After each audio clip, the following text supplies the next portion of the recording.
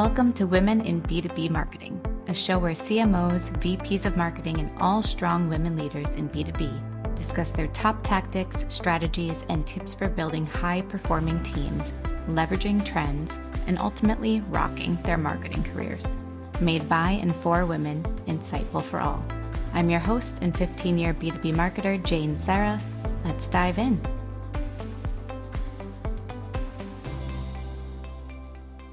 Thank you, everybody, for joining us for another episode of Women in B2B Marketing. I'm super excited to announce our guest today. We have the one and only Rashel Hariri, who, if you do not yet know her, you will be a big fan like I am after today. She's a marketing and strategy consultant, a fractional CMO at many companies, executive advisor to several brands as well, B2B and B2C extraordinaire. And she's the host of a She's Interesting podcast, which I'm a new listener of. Highly recommend everyone check out. Thank you for coming, Rashel. Welcome to the show. Thank you so much. I'm so excited to be on your show. I love the work that you're doing to share the B2B practice, to share marketing, to elevate women's voices. I think it's fantastic. And I'm so excited to have this conversation with you. Thank you. Likewise. I love to start off almost every episode with how you got to where you are today, how you first got into marketing and how you got to your path and your position where you are now. Absolutely. So marketing is just something I've always been interested in. And when I was younger, I remember there was like movies in the 90s were really obsessed with advertising agencies for some reason. Yes. And growing up and watching, there was a movie with Jennifer Aniston where she was an ad exec or something, and she wore these cute outfits and her job seemed fun, and she lived in New York, and I was like, oh, that's going to be me. I'm moving. Is that 13 going on 30? No. This was with Jennifer Aniston. Is it a different one? Yeah. Oh, okay. Different Jennifer. I forgot the name, but I'll send it to you after because I might actually go watch it again this weekend. It just sparked something in me. I've always been someone who's very creative, but also very business driven. And it felt like the perfect combination or the marriage of the two of the things that I liked. And so that's just from a young age, I knew that I was going to go down either advertising or marketing path. And that's what I did. Like even in high school, I was focused on, I'm going to do something business related. In university, I studied marketing and communications. And then once I graduated, I just started working in the field. And so it's always been something that I've been interested in. And even like to get to where I am today, which is working for myself, I grew up with a father who was an entrepreneur and he passed away when I was really young. So I would hear all the stories about the business that he created. He had an elevator company, and that kind of drove me that I was like, one day I should do my own thing. I felt like it was part of my genes and it was in my family and I should do it. I love that. I'm sorry about your father, but I'm glad that he was able to inspire you so much with his life and passions and what he created in the world. Absolutely. That kind of exposure at such a young age of possibilities and things, seeing people succeed or even not succeed, right? Yeah. And various just putting things out there and creating must be such a big jumpstart. Because I feel like so many don't even see this, right? Or know until you get out into the real world post-college and you're like, oh, there's a million different opportunities out there, career paths and entrepreneurship. Absolutely. I think also it takes time, right? Like as you're growing in your career, growing as a person, building your skill set, connecting with different people and networking, you learn more and more about, to your point, the possibilities in the world. And do I want to work in a corporate job? Do I want to work for myself? And I think it also comes down to, at the core, what you need as an individual. I worked for a lot of really great companies. I worked for McDonald's. I worked for ING Direct, which became Tangerine Bank. I worked for Shopify. And these companies at the time provided me with the learning and the playground that I needed. So they enabled me to be an entrepreneur, as some people say, where within the company, they let you experiment and test and do these things. Because I don't think at that time I had built the credibility. I was new in my career. I don't think that I had experimented enough. And I really needed these companies to work with and to learn from. And it was like such a fantastic experience. And so I always say that for everyone too. I know we're focused on B2B marketing, but I think from like going off and doing your own thing, use your current role as a way to experiment and teach yourself and learn, so that if you ever do want to do something entrepreneurial or start a side hustle or experiment, you have a playground and it's a safe space and a secure space for you to do that. It's really scary, especially with the economy now, for anyone who's quitting their job and taking a leap and starting from scratch. You want to make sure that you're doing it at the right time as well. Timing is everything. Yes. There's so many things I want to dive into from what you just shared. So first, when did you decide that you wanted to leave the quote unquote corporate world, the 9-to-5 world, and start your own business? So I'd always had that desire, right? Like I was like one day, and I kept like getting close, and then I was like, no, I'm not ready. Yeah. But I'd say it was probably, like many people, COVID is what did it for me. Yeah. And also I worked at Shopify, which was a very entrepreneur focused company. It was all about helping people start businesses. And being in that environment, I think was the last thing I needed to sort of push me to want to go out on my own. And I was at Shopify, and COVID had happened, and it made me reflect a lot on what I wanted to do and what I was excited about. And what I realized was I just wasn't excited to go to my laptop anymore. I wasn't excited. I needed more. And Shopify at the time had grown to over 10,000 employees. And I was used to, I mean, considering I came from McDonald's and other companies, I was still used to working at smaller scale companies. Like McDonald's in Canada was, I think, about 500 employees. Shopify had scaled to 10,000. And so I felt like I wanted direct access to the decision makers and the visionaries. And because the company was growing like this, I realized my happy place is working with founders and working with people that are mission driven. And so while I was at Shopify, I started reflecting. I created my exit plan of what am I going to do when I leave? How will I start my business? And really it just got to a point where I was like, now or never. If I don't do it now, I'm going to end up doing it 5 years from now. So I might as well start. Yes. I heard you speak about this, I think on one of your episodes, your podcast episodes, is while you were at Shopify, like you just said, you started building this kind of side hustle or plan, right? Or exit plan, you just called it. Is this what you recommend for people? So if they know that what they're doing right now isn't their end goal, they want something more bigger, to kind of stick with it while they start planting the seeds and getting an idea together, and then jumping once they have this kind of secure plan, as secure as it can be? Yeah, for sure. I think it really comes down to the financials for me, because I'm very much about security. And if you have the financial security and the ability to quit your job tomorrow and know that for the next year you're covered, you have savings, you have your FU money, as I call it, and you're going to be good, then okay, maybe that's the route for you. But I'm someone who's always a bit more cautious when it comes to the financials. And so I wanted to make sure that I had enough savings, that I had the conversation with my partner, that he was comfortable with me stepping away from a high paying tech salary to do this on my own. And so I think there's a lot of different factors that you need to consider, which is your money. Do you have a plan of action? How long do you think it'll take you to get things up and running? And how long can you sustain yourself? I definitely recommend, the side hustle way of doing things before you take that leap if you can.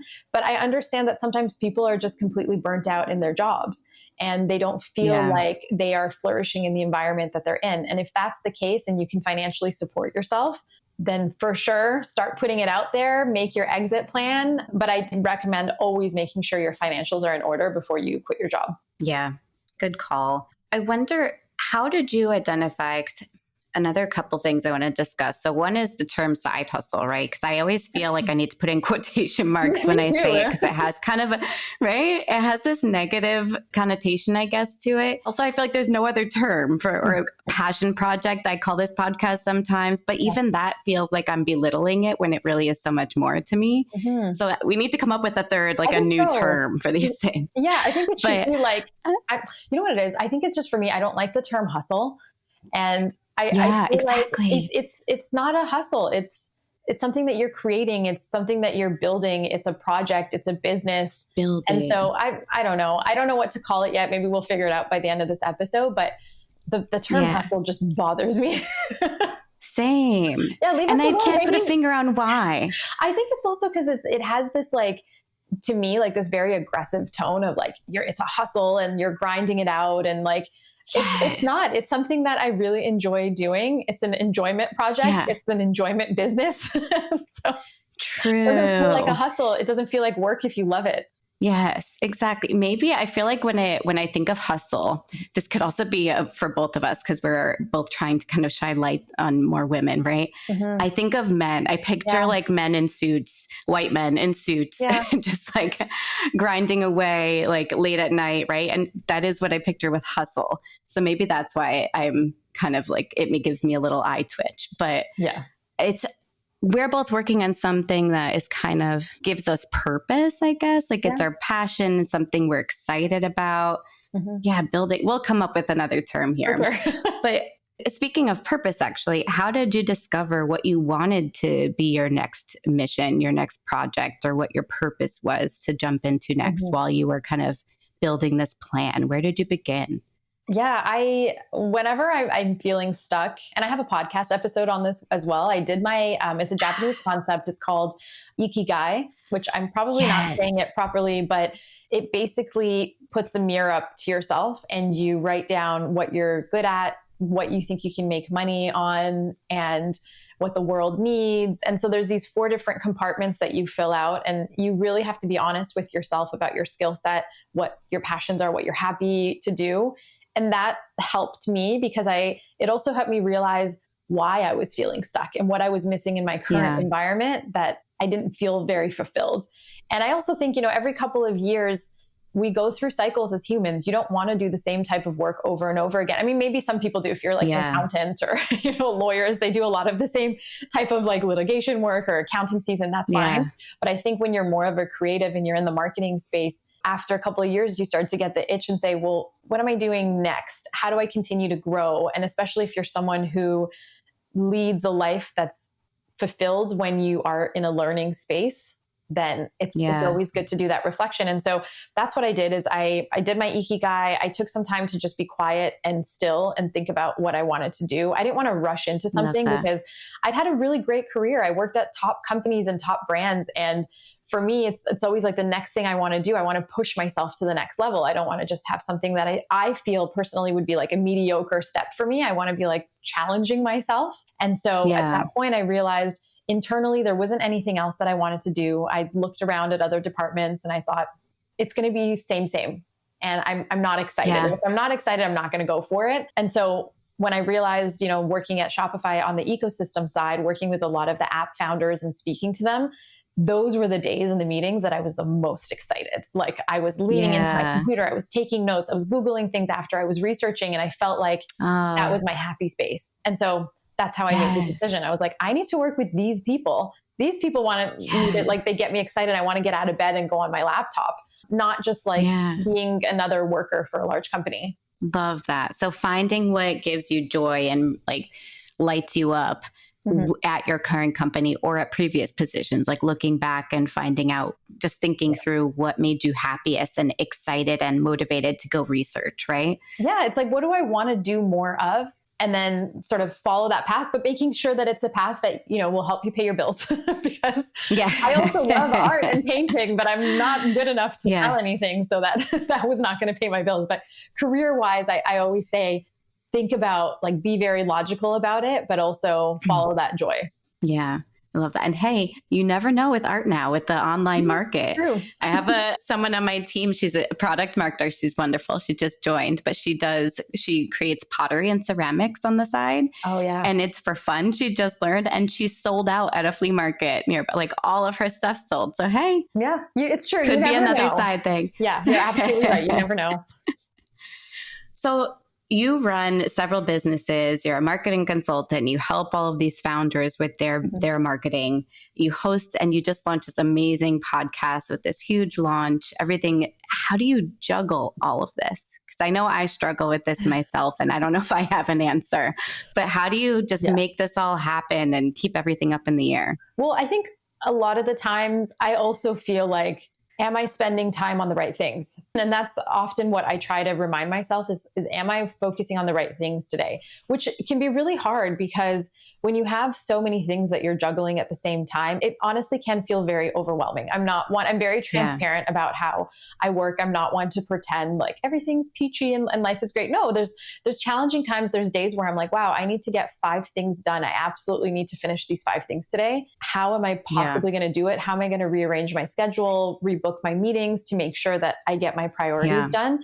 It's just a matter of how things happen. But I also find that there's different seasons, especially in my work. So as I was focusing on the podcast and wanting to get that up and running, I made a conscious decision to slow down on some of my consulting work because I knew that it wouldn't be fair to She's Interesting. And I wanted to launch it. And like you said, make a big bang, have a launch party, get these incredible voices and women on the podcast. And for me to focus on doing that on a new venture, I needed to spend time.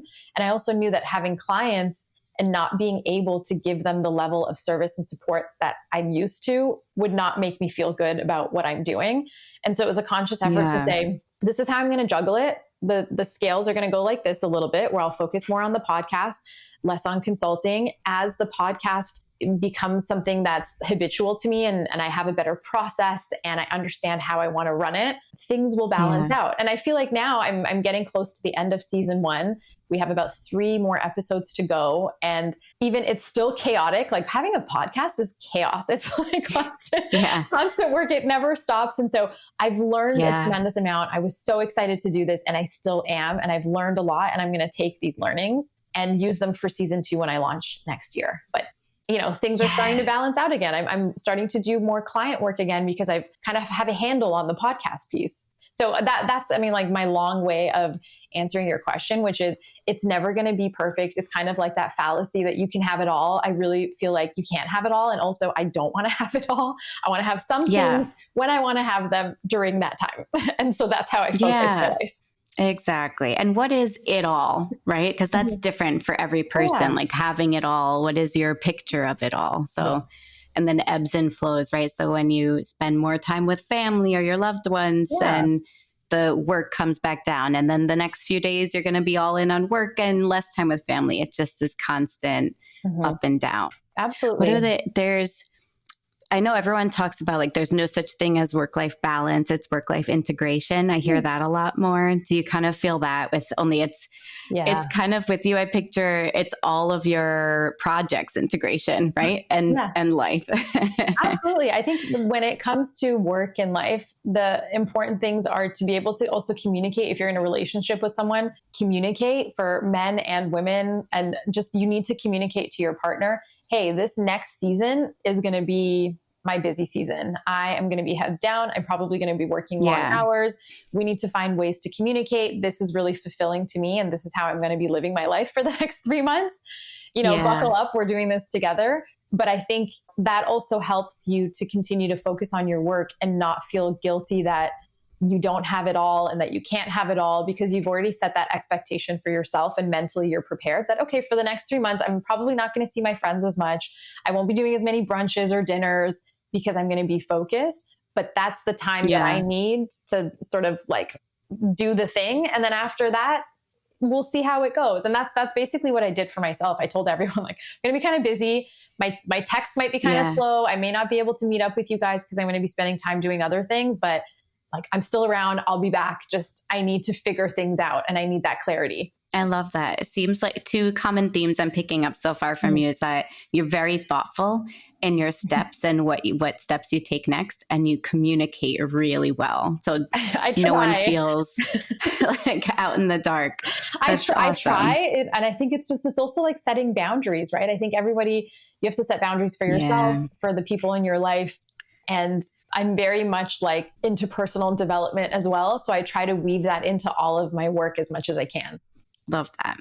So I want to dive into why you started the She's Interesting podcast. How did it come about? Why did you see a need? And what's your goal with this show? That again, I am a huge, huge fan of. Everyone go check this out. Thank you. Yeah. I wasn't finding what I needed. I was looking online, and as a marketer, we're constantly critiquing content and I don't just consume it like a regular consumer. I'm always like, I look at something and I say, how was this produced? What was the messaging? Why did they clip this? How did this come together? What are they trying to get the audience to do? And so a lot of the content I was exposed to, I felt like didn't represent me as a woman of color in my mid-30s who's married with no children and who's very focused on business, money, and well-being, which is what the podcast is about. Yeah. And I found that a lot of the content online was either men that are talking about business and money and all of these things, and they had a very different lens on life. They also have different experiences when it comes to building a business. They walk in the world and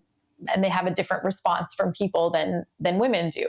And I mean, it says a lot when you look at the data points and you know that venture capital funding, less than 1.8% is going to women. So that to me was like so obvious that there's differences and no one was talking about it. And so I wanted to create a community where women who are later in their careers, who are 30 plus, could come together, share their advice about how they're living their life, how they're making money, how many streams of income they have, because these are the conversations we're having in WhatsApp groups and in these close communities with our friends. But not everybody has like an Arthi Sharma as their friend, who is an angel investor. She was one of Canada's top angel investors. They don't have access to these people. And so I wanted to make all of us in an equitable way, all women and men as well that listen to the podcast. 25% of my audience are men. And I want all of us to be able to learn more about how to support each other and how to support women in business, and how do we take up more space in a way that sounds good to us, where it's not all about hustle culture, it's about how we want to work. Yes. I remember, I think in your latest episode, you were talking about how you tons of content in your feed is like the get ready with me. I feel like we should start a new thread, like, what is it? GRWM. Yeah. Like it's, we have to get rid of the word hustle though. It's like grow with me or something. And like GWM, get money with me. I love that. New hashtag, everybody. Start sharing. Yeah, for sure. Let's do like a get money with me series. And it's like just sitting there talking about how you're building your business. I love that. So more people can learn. That's such a good idea. I would love more of that content. I mean, listen, I love fashion and makeup just like anybody else, but I mean, it doesn't rule my world. It's just a part of it. Yeah. How about while you're getting ready, you talk about tips of the week or wins of the week and how you made more this week, etc. It's so true. That. Yeah. Because I also love, it's funny. You mentioned to me, like what is it? You want to talk about money, business, and well-being.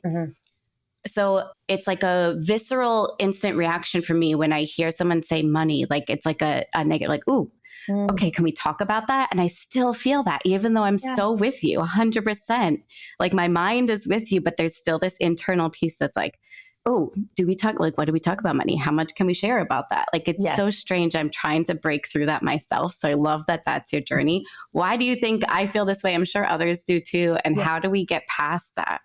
Well, I think it's just, we haven't had the right systems in place and the right conversations with women about money. Even growing up, I've always had a lot of male friends that I would hang out with, and I'd see the conversations they would have and the things that they would talk about. Even at dinner parties with different couples, I'm often like sitting next to the guys and be like, so what are we investing in? Because I think it's interesting and they're so open about it. And it's just, I think it's just part of, as society, we have micro cultures, and the culture within men is that they are competitive with each other. They talk about money, they talk about what they're investing in.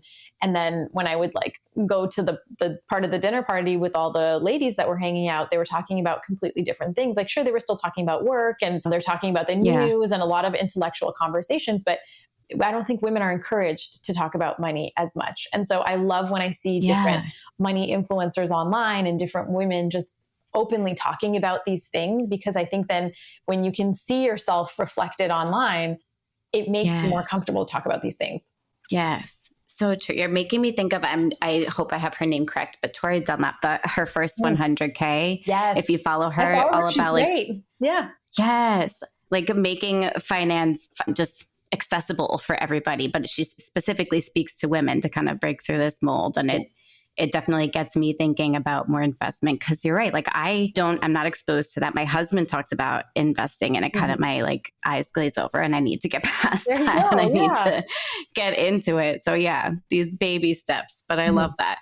What do you think we should be talking about when it comes to money, like amongst each other? Like, is it awareness is the first step? So sharing salaries, knowing what's the norm, knowing, or research, or talking about investments, testing it out, maybe having accountability buddies. It's like, where do we begin to help each other?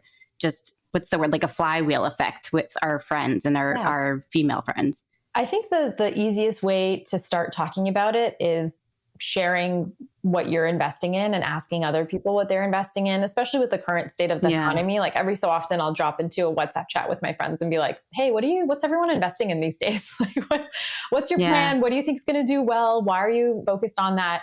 And so I think that's a good way to bridge the gap. I think when it comes to sharing salary, it's still something that people are very timid to talk about. And it could be because I think in a lot of ways, people who are doing really well don't want to make anybody else uncomfortable by sharing their salary. And I think if someone feels like they're not doing as well as their peers, then they don't want to share that because they don't want to feel less than. So I think when it comes to specific salary conversations, it can get a bit touchy. And I totally understand people wanting to keep that personal. But I think also just talking about what you're investing in, that is a great place to start, just sharing information. There's a lot of, for example, WhatsApp groups with male investors that there's like, and I know there's a bunch of them in Toronto, they're everywhere. And it's a bunch of like ex-founders and investors and angel investors. And they're in a WhatsApp together and they're like, hey, this is what I'm investing in. Who wants in? And they're very open with it. And my goal is to create that for women as well, where we can have that community and say like, hey, I actually have an investment opportunity. I've done the due diligence. This is where I think this could go. Who's in? This is the minimum to get in on this investment. That would be a goal one day to get us there. Very cool. How do you find groups like this in these WhatsApp communities? I've heard of, like, I'm in a few different WhatsApp groups of just people, women in marketing, right? Various groups there, but not investment groups and with founders. Where do these live? These often live among men. Surprise, surprise. So I think this is just about like you said, like networking and putting yourself in those environments that you get invited into these groups. I often think also with investing, it's a bit different because they want to make sure that you've either had an exit or are at a certain level, or that you're going to contribute to these conversations in a really good way. And so that's why a lot of them are in these closed communities and groups. And it is often hard to get into. Yeah, makes sense. You have to add value to the group. You can't just kind of sit in there and pull. That makes sense. So I want to get back to marketing for a little bit. You went from, I know you were at McDonald's for quite a while and then Shopify. How do you feel the differences between B2B marketing and B2C marketing? Is there a difference? And what did you kind of apply from the B2C world into B2B? Yeah, I think at the core of everything, as a marketer, we're speaking to people. And so there are definitely, when it comes to execution and different tactics, what you're selling in your product shows up differently when you're speaking directly to B2B versus B2C audience. But in the thread, the way that I always look at it is some of the foundations of marketing, which is you're talking to the consumer. You need to understand the consumer. You need to understand their pain points and why they would buy into either your product or service or your D2C product, let's say. You're talking to a person at the end of the day, and the consumer insights is the most valuable thing. I often find what's missing in the marketing space is B2B marketers sometimes lose track of the end user because they in their mind have a list of, okay, we are reaching companies that are at this scale to this scale, and this is how we need to talk to them. But it's like, well, who's the actual decision maker at that company that you want to sign up for your product or your business or your service? And how do you talk to them? If I was to have a conversation with, the VP of marketing and I have a marketing SaaS product, how would I pitch it to that person? How would I sell it to her versus just creating messaging? So I think that there's a lot of same and similarity between the two, but it comes down to the execution. And I also think even, for example, if you look at products versus B2B, partnerships is a huge part of that. If you can get partnerships with your B2B company and that helps with your flywheel and brings in sales and referrals, that's excellent. Same with if you have a consumer-facing product. If you have referral programs, refer friends, if you can bring them in through word of mouth, a lot of these marketing foundations run across both of them, but it's just in terms of how you execute it. And I mean, definitely analytics is a big portion of that as well. Whether you're on the consumer side or the B2B side, you need to know your metrics. What's your site traffic? How many sales are you getting? What's your funnel shaping out to look like? How long are people in the consideration stage? How long does it take them before they sign up for your product? So, I mean, like I could go on. We should do like a whole episode just on this, but there are so many similarities and differences. And I think as a marketer, you need to just prioritize what is the first thing that you need to do? And especially from a consulting perspective, I look at the whole marketing toolbox for my clients and I say, what's number one priority? Let's focus on that versus trying to take everything from the marketing toolbox and just exhausting the team and business. So true. And having those clear goals is just so important so that you're not, random acts of marketing where you're just throwing things at the window. If you have clear goals of what you're trying to all collectively achieve, that helps so much. Yeah. What do you see most brands struggling with right now? Like, what trends are you seeing with clients or non-clients? Just what questions are you getting asked the most where people are facing challenges at the moment? I think there's two parts to this. There's a lot of noise online. And so everyone is fighting for attention, whether you are B2B or B2C. It's exhausting for marketing teams. And we know that also budgets have been cut. So it's how do you do more with less in a very crowded environment? And I think that's where the creativity element and really understanding who is your buyer, that's what helps specific brands break through. There's a lot of companies even right now that you'll hear about. They had investor funding. They had tons of money. They were overspending. Their burn rate was really high on a monthly basis, and they have filed for bankruptcy. The current environment, even with a lot of D2C brands, is you're seeing a lot of them filing for bankruptcy. It's because their burn rate was really high. They were spending too much. They were scaling too quickly. And it's a very volatile environment right now across the board, especially with where the economy is going. Budgets are cut. And so we need to be really smart as marketers with how much money we're spending and what we're fueling the money to do. You can throw money at ads all you want, but if the content's not resonating, if the message isn't solutions focused and really nailing the problem set for the consumer or the buyer, you're spinning your wheels. And I often see that that's what's happening. So a lot of partners that I work with and with a lot of businesses is they say, well, we did advertising and we wasted money and it didn't work. And so then we do an audit to say, why did you do the advertising? What was the end result? How much money did you spend? What was the content? And help them to understand why things work and why they don't work. I feel like regardless of whenever I'm working with clients, I always start with an audit because I need that context and I need the quantitative and the qualitative insights to be able to help them understand where they've missed the mark when it comes to their marketing. So there's a lot of opportunity right now, but I think breaking through the noise in a very creative way and finding ways to effectively build relationships that aren't going to cost you a lot of money, but maybe have a mutual benefit to you and adjacent companies in your industry would be helpful. It's a great way to start. Yes. So B2B and B2C partnerships are really key. I feel like that's the way in this turbulent market, which it seems extreme the last few years, but there's always ups and downs, right? And the economy and your pipeline, but building strong relationships kind of carries you through those tough times when you have lows. Absolutely. Especially for any company that's a brand new startup and they're trying to enter the market and steal a share of the market. No one knows you exist. They don't know your brand. They don't really trust you. I also review the pricing strategy for a lot of the startups that I work with because I need to understand where are they losing people. When you do a competitive audit and you look at what other people are charging, what's the value set that you provide and how much are you charging for that? If you're charging a lot more in your SaaS product and you're brand new, good luck. You have to start with partnerships, with word of mouth, with PR, even sponsoring events, getting into the community. There's so much more that can be done versus just saying, well, we did a set of LinkedIn ads and we didn't get any leads. It's like, well, maybe we just need to get out into the community and that's what's going to get you your leads. People need to know that your product works. Yes. How do you feel about podcasting to get yourself out there and your brand out there? Do you think it's a fit for all brands or is it really, it depends? I think you need to have an end goal. If your company is going to have a podcast, there needs to be a reason for it.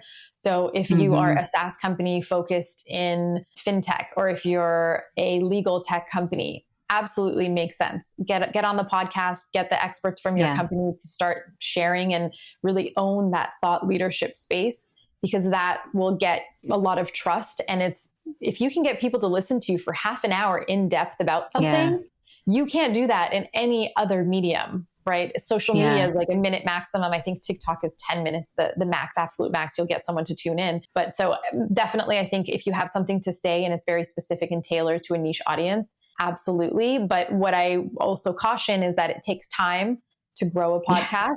So if you're looking for immediate sales, this is not it. This is a long tail strategy. Mm-hmm. Totally agree. You're it's like, something don't I know it? Slow and steady. Yeah. I mean, there's some people, it depends, right, on your brand and how many followers you have. It could be a quicker uptick, Absolutely. But yeah, it definitely, what I see even from, I think, what is it? The Marketing School podcast has like 1 million downloads per day with Eric Sua and Neil Patel. And that's huge, amazing. But it took them, I want to say like 10 years to build up to that. So it takes time for sure. Yeah. What do you see changing with your clients and marketing in general right now in the next few years? Because it feels like the past few years, everything has just sped up. But maybe it just feels like that because I'm old. It just feels like time is like in warp speed right now. Well, I think what's changing is people are going back to the basics. I think there was a time when, the pendulum it swings and we were at a place where budgets were massive and big scale campaigns and shock factor. And I'm seeing a lot of companies just going to the basics, like what actually works, what's moving the needle, really stripping out the fat when it comes to marketing and focusing on, is it your email? For example, are you working on the flows in your email program? And are you noticing that instead of spending money on ads, you actually have a decent email list and you're getting new signups? And that's where you need to focus it, or specifically on content. I'm seeing a lot of brands and businesses going back to the content route because, again, being able to engage someone and get them to read an article or download a white paper where you can get their personal information and follow up is really important. I think we're stepping away from the very flashy things. And I also think a lot of brands are doing a better job of balancing the short-term tactics and direct growth wins versus with the long term, where I think for a while it was like shock value, get, in front of everybody, really like aggressive style marketing. And now everyone's like, wait a minute, that only got us so far. And then we actually lost a bunch of people and we lost a bunch of accounts. And now we're going back to ensuring customer service is perfect, ensuring your different communication channels are supporting your message and bringing users into consideration. And we're focusing on long tail strategies as well as some little blips of short-term wins along the way. It's really, I think everyone's in a stage where they're like, let's just create stability across our companies, and marketing can help you do that, or marketing can make things chaos. But it's really up to the founders to decide the path they want to take. How do you get founders on board with the long tail strategy or long-term marketing strategy? I feel like everyone, especially in a volatile market, right, like they want answers and results now, like double the pipeline, double the MQLs, which I know everyone wants to get away from MQLs this year. It's all going more towards revenue, right? And tracking end results, which I'm all for. But how do we... you have to show those quick wins, but how do you really get everyone on board, especially founders, for those long-term plays? Yeah, I think you need to have the right balance in your toolkit of specific things where you can say, hey, maybe we're only going to spend 30% of our time or 40% of our time on those quick wins because we know it's going to generate X amount of volume and revenue that's going to support your company. And then the remainder of the time, marketing and sales is going to work really closely together. And we're going to run workshops. We're going to build relationships. We're going to do partnerships. And these things, we know the long-term value of a customer that comes in through a marketing and sales initiative is actually X amount of money. And then we keep them based on the data we have. We keep them for an extra 2 years. They're happier. They're more likely to refer us to X number of customers themselves. It's really just taking founders down the story. And I think what happens is founders have so much on their mind. And the reason why they hire marketers or fractional CMOs is so that we can eliminate the noise for them. And we can say, hey, these are the different options. These are the different playbooks that we can run for you and your company at this time. You let us know what you feel comfortable with. And that's my approach. I don't like to be like, this is the way it has to be in marketing. There's so many different options. You need to figure out with this founder, what is their stress point and what are they what's painful for them right now, and then how do we alleviate that, but also show them like, hey, you're not just trying to create a company that's going to survive the next quarter, but you also want to get into the next 2 years, or you want to get yourself to an exit or a sale. So we actually need to do these other things that are going to help run your business as well, so that they don't lose sight of what's important. And also it depends very much on the size and scale of the company as well. If they're just getting started, or if they're a 60, 70 person company or beyond. Exactly. You read my mind for the follow-up question. How do you see this vary for like Series A companies through well-established companies that you've worked with or been a part of? How does that, I mean, the long-term strategy and marketing in general, like how do you see that pivot or change amongst different sizes stage companies? I find that companies that have been around longer, they are more used to rocky times because they've been around, they've seen it before, they've gotten through it. And there's still a lot of worry there from the founder or the CEO or the owner side, but they've been through it. They've been through a recession before. They understand how they're going to make things work and trim the fat. It's when you're working with new founders that are just building something and they have so much riding on this company that they've put so much time and energy into. That's the difference I find, is the approach and how they run their business. And so I find you need to be a bit more delicate with the new founders in the startup space and really focus on letting them know that the immediate needs are being alleviated and we're creating the right marketing strategies to get them to the next quarter, because burn rate and runway are everything. Otherwise, like why even have the business? And I also see that a lot of companies are now not going for as much investor funding. So we're seeing a big trend overall where, you know, the pendulum has swung. People are having more respect for those bootstrapped founders that were actually able to be net positive and grow by having money and generating money versus getting that loan from investors, right? Or getting like losing and diluting their equity. So with my approach, I think I work with founders depending on what stage they're at. And what I'm seeing for the future is just a lot more going back to the basics of how to run a business and having less dependency on external funding. Not to say like, I mean, like there's still a lot happening in the venture space, but it's getting founders to think differently. Like, how do we actually spend $1 and get 3 back? That's the difference. Yeah. It's funny. I think I'm seeing a theme in what you're saying in two sides, right? Of breaking through the noise. Externally, our job as marketers is to do that to get in front of our prospects, right? And then internally with our founders, it's breaking through all the noise and clearly providing the options of the different strategies and directions we can go and focusing on that. So I wonder if that's our key job and responsibility as marketers, is to clear out the noise and focus on these internally and externally. Oh, for sure. And I think even if you have a team, as a marketer, you need to clear the noise for your team as much as possible so that they know what they're focusing on, because there's nothing worse than being in an environment or a startup environment where it's chaos at the top and it trickles down to the executors. And then the executors are like, we don't know if we're writing an email or if we should do the blog post or if we're doing ads. Really, it's our job as senior marketers to say, this is what we're experimenting and testing with for the next month. This is the focus. It may change. We need to be agile just to see what happens, but clear the path. Absolutely. Clear the path. I love that. I think I might write that on like my whiteboard, clear the path as the new mantra for the end of the year. Let's kick off 2024 strong. So you shared a ton of insight from your show, from your experience, from your consulting. If you could, from everything you've learned from your show so far, from your amazing guests and from your own experience working with all of these killer brands, what is one piece of advice you would share with other women in B2B marketing right now?